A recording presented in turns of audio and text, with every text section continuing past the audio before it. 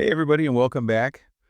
We love to get into all sorts of different stuff on this show, and today's no different. Yeah, totally. Today, we're talking about the psychology of money. Yeah, super interesting stuff. Yeah, so, we all know money's important. We've all got to deal with it, in our lives, but we don't often think about, like, the psychology behind it, the kind of, like, mental and emotional side of it. Yeah, I think it's one of those areas that a lot of people just assume that everybody else thinks about money the same way that they do, Right. or that if they were just a little bit smarter or worked a little bit harder, that they would be able to make the right decisions. Yeah. But a lot of it really does come down to your own individual psychology and the way that your brain is wired. Yeah, for Yeah. sure. I mean, you see people make decisions with their money sometimes, and you Yeah. think, like, why would you do that? Totally. But then again, I'm sure there's plenty of things that I do with my money that other people would look at and be like, that's crazy. What are you doing? Yeah, absolutely. So I guess to get us started here, what are some of the like key things that we should know about the psychology of money?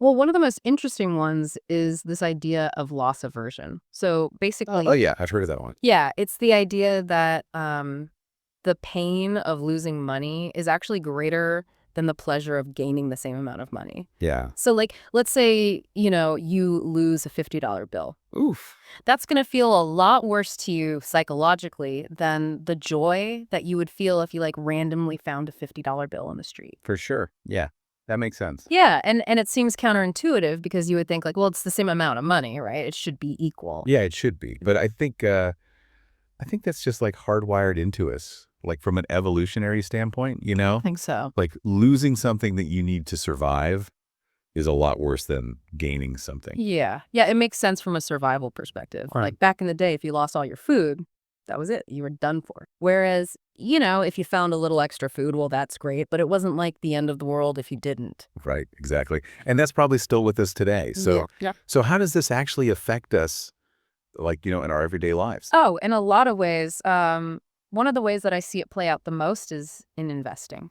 Okay.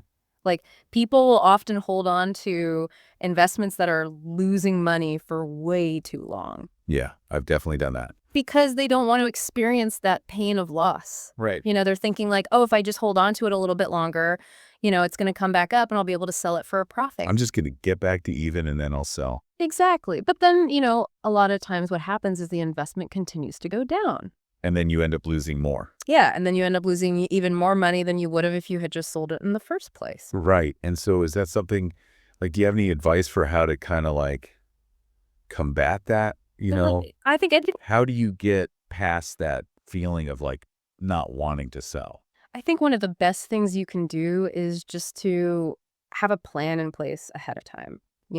So before you even invest any money, decide like, okay, what are my goals for this investment?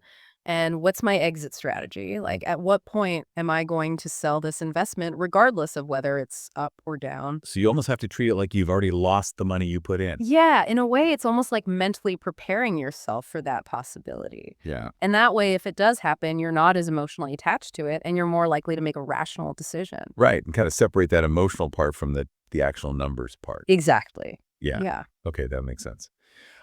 So what else, what other kinds of psychological things do we have to watch out for when it comes to money? Well, another one that's really interesting is this idea that we tend to use money as a scorecard for our own self-worth. Oh, yeah, for sure. Like, we equate how much money we have with how successful or valuable we are as a person. Like keeping up with the Joneses kind of thing. Exactly. Yeah. Like, you see your neighbor getting a new car or a new house. Yeah, and then you feel like you've got to do the same. And you start to feel like you need to do the same thing in order to keep up. And it's a really dangerous cycle to get into. Yeah, because it's like you said, it's like a scorecard, right? And it's like Mm. there's always someone out there who's going to have a higher score than you. There's always going to be somebody who has more money than you. Yeah, so it's like no matter how well you're doing or how much you have, there's always going to be that temptation to like compare yourself to others. Yeah. And it's not a healthy way to think about money or about yourself. Right. It seems like it would just lead to like a lot of dissatisfaction. It does. Yeah. It can lead to a lot of anxiety and stress and just general unhappiness. So how do you stop doing that? I mean, like, how do you break out of that cycle of like comparing yourself to other people? Well, I think one of the most important things is to just be aware of it, like to recognize when you're doing it and to kind of step back and say, okay, wait a minute. why am I comparing myself to this person? Yeah. And what are my own values and goals and what's important to me? Right. So kind of figure out like what your own internal scorecard is. Exactly. Yeah, like what are you measuring yourself against? Yeah. And are those things actually important to you, or are you just trying to keep up with somebody else? Yeah, for sure. And I mean, it's easy to say that, but I think it's probably pretty hard to do in practice. It is, yeah. It's definitely a process and it takes time and effort. Yeah. But I think the more that you can be aware of it and the more that you can consciously choose to focus on your own values, the easier it becomes. Right. Okay. So we've talked about loss aversion and we've talked about, using money as a scorecard. hmm What other kinds of like money psychology things should we be aware of? Well, this one is related to the scorecard idea, but it's called the hedonic treadmill. The what treadmill? The hedonic treadmill. Okay. I've never heard of that one. Yeah, so basically it's this idea that as we achieve more and more of our goals and we get more and more of the things that we want, we actually don't become any happier. Oh, really? Yeah, because we just get used to that new level of whatever it is, wealth or possessions or whatever, and then we start wanting more. So it's like you're always running on this treadmill, but you never actually get anywhere. Exactly. Yeah, and I think Morgan Housel in his book, The Psychology of Money, he had a really good analogy for this. Oh, yeah. What was it? He said it's kind of like thinking that you'll be happy when you're finally a size small if you're currently a size medium. Oh, yeah. I remember that one. Like you think, oh, if I could just lose a little bit of weight and fit into that size small, then I'll be happy. But then once you reach that goal, Then you want extra small. yeah, you just start wanting extra small and then, double extra small. Right. It's never enough. Yeah, it's like your desires just expand along with your achievements. So is there any way to like get off this treadmill or are we just stuck on it forever? Well, I think the key is to shift your focus from external things like money and possessions to internal things like your values, your relationships, your experiences. Okay. Yeah. So like instead of chasing after more and more stuff, focus on like the things that actually matter to you. Exactly. Yeah, because those are the things that are going to bring you lasting happiness and fulfillment. Right. That makes sense. And, it's not to say that money isn't important because obviously it is. Yeah. We all need money to survive. We all need money to survive in this world, but it's about finding that balance and not letting the pursuit of money consume your life. Right. And it's not letting it become like the sole measure of your worth. Exactly. Yeah. Okay. So we've talked about loss aversion. We've talked about money as a scorecard. We've talked about the hedonic treadmill. Are there any other like big psychological things we should be thinking about when it comes to money? Yeah. I mean, another big one is cognitive biases. Cognitive biases? Yeah. So cognitive biases are basically these mental shortcuts that our brains use to process information quickly. But the problem is that these shortcuts can sometimes lead us to make irrational decisions, especially when it comes to money. So like our brains are trying to be efficient, but they end up kind of messing us up. Exactly. Yeah. So there are a whole bunch of different cognitive biases, but Mhm. some of the ones that are most relevant to money are things like overconfidence, the availability heuristic anchoring bias, confirmation bias. Wow, that's a lot. I know it's a lot. It's a whole field of study, but Okay, so let's break those down a little bit. What is overconfidence?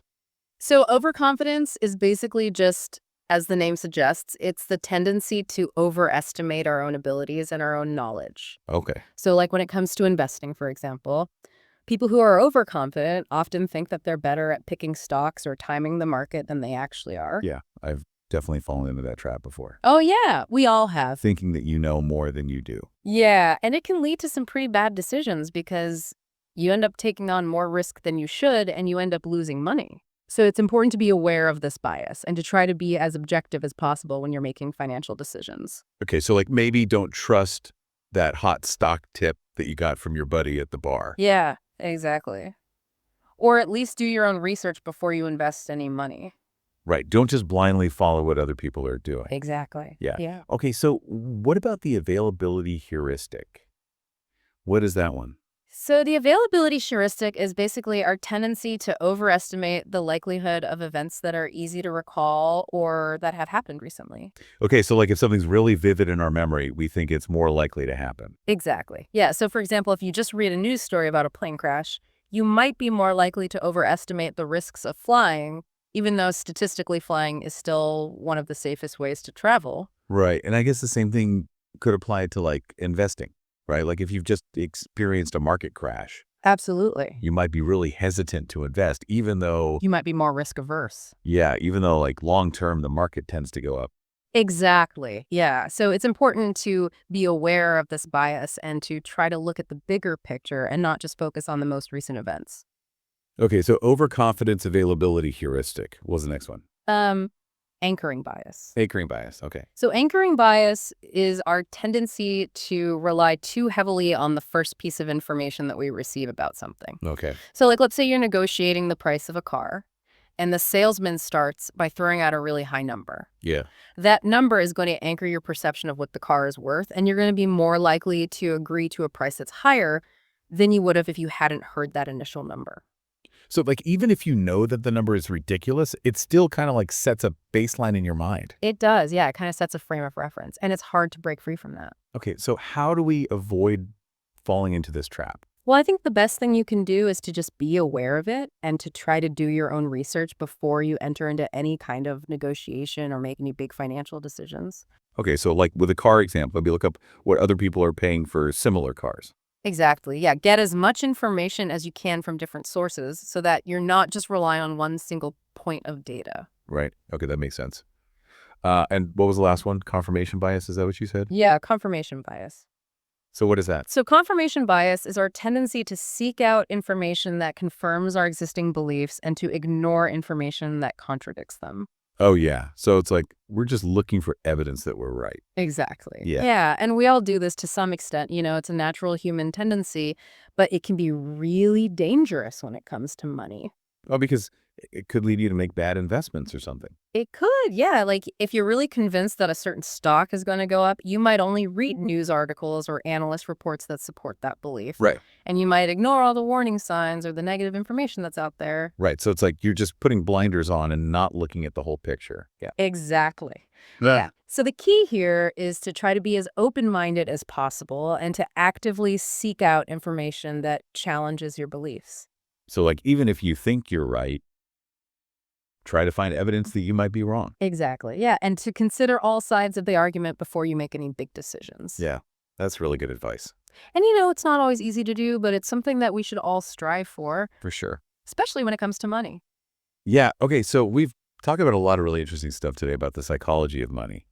And, it seems like there's a lot of things that can trip us up and lead us to make bad decisions. Oh, there's definitely a lot of pitfalls out there. But I guess the good news is that like now that we're aware of these things, we can start to watch out for them and hopefully make better choices in the future. Absolutely. Yeah. Yeah, I think awareness is the first step. And once you're aware of these biases, then you can start to develop strategies for overcoming them. Right. And I think it's also important to remember that like we're all human and we're all going to make mistakes sometimes. We're all going to make mistakes. Yeah, nobody's perfect. And that's okay. Mm. It's just part of the learning process. Exactly. Yeah. The important thing is to learn from your mistakes and to keep trying to improve. Right. And to be kind to yourself And to be kind to yourself. Yeah. along the way. Yeah.